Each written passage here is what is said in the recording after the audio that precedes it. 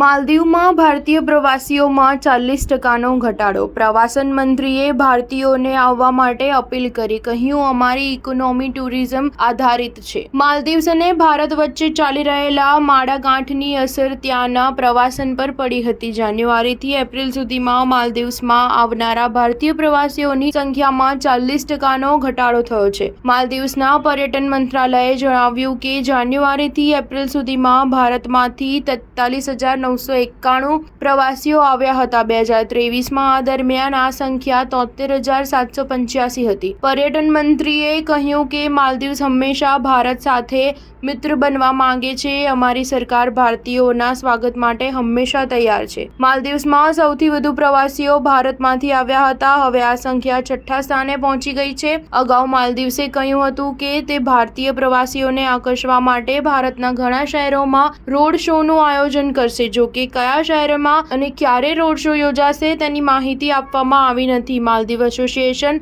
Of tour and travels ઓપરેટર્સે જણાવ્યું હતું કે બંને દેશો વચ્ચે પ્રવાસ અને પ્રવાસન સહયોગ વધારવા પર ભારતીય હાઈ કમિશનર મુન્નુ મહાવર સાથે ચર્ચા કરવામાં આવી હતી. સ્ટાર ન્યૂઝ 7 હંમેશા સચ્ચાઈની સાથે.